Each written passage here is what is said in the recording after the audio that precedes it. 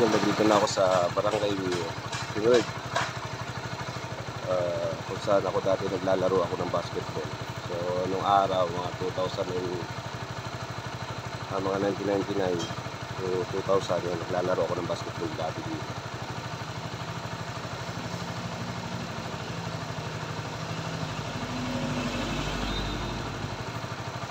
So maganda rin itong lugar na to kasi dati ito lupa talaga dinadaanan namin, pero ngayon nasimentado na mga idol.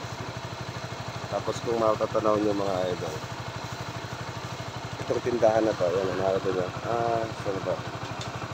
Wala.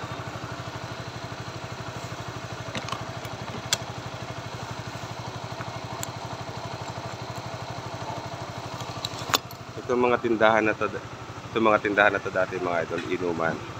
Nagiinom kami dati dito. Pagkatapos namin maglaro ng basketball, saka yun yung lugar na yun, yung tindahan na yan. So diyan kami dati lagi. Tapos yung kung saan kami naglalaro ng basketball, dito, teka lang. Kami naglalaro ng basketball sa ano na yan, parang lalakarin ko ba? Teka lang, bababa muna ako ng motor. Ayan mga idol, saglit lang mga idol. Dito, ayan, may basketball court dito mga idol. Ayan, dito kami naglalaro ng basketball dati. Ayan, dati doon yung sa may mangga doon. Ngayon nandito na pala, nilipat na nila. So iba na yung laruan nila, tsaka covered court na siya ngayon mga idol. Pero eskwelahan sa ngayon. So yun na,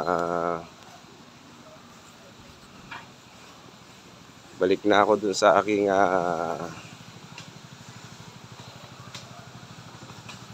para makapunta ako dun sa dati kong tinirahan. Okay.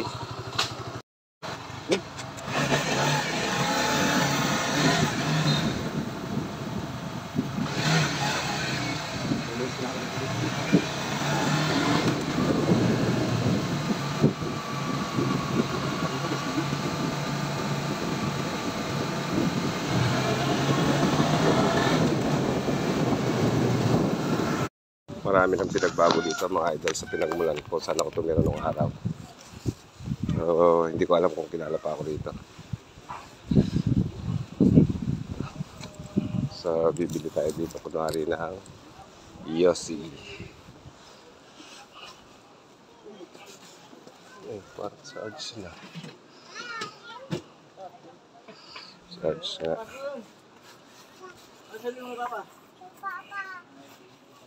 Teka lang mga idol. May tinta kayong sigarilyo. Wait lang. Ako lang. So yan mga guys, may nakakilala rin pala sa akin si Paring Arts, mga dati kong kasamahan dito sa Nangalisan. So isa na, masama ka sa akin vlog Akala ko JNT Kamusta? Ang alam ko nasa nasa Korea, di ba? Bumalik ka na ba? Bumalik na ako. Nagpa na lang. Nag-negosyo na lang. Ang ganda naman itong negosyo mo. Tsaka nang dami nagbago dito Oo, dami. Kasi sa amin Oo. Tsaka yung kalsada, simentado na. Simentado. Hindi gaya na.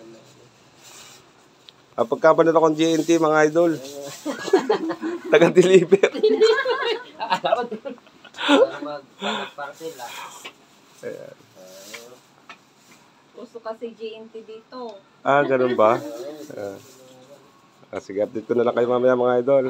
Baka mapagkabalan ako dito ng Shopee.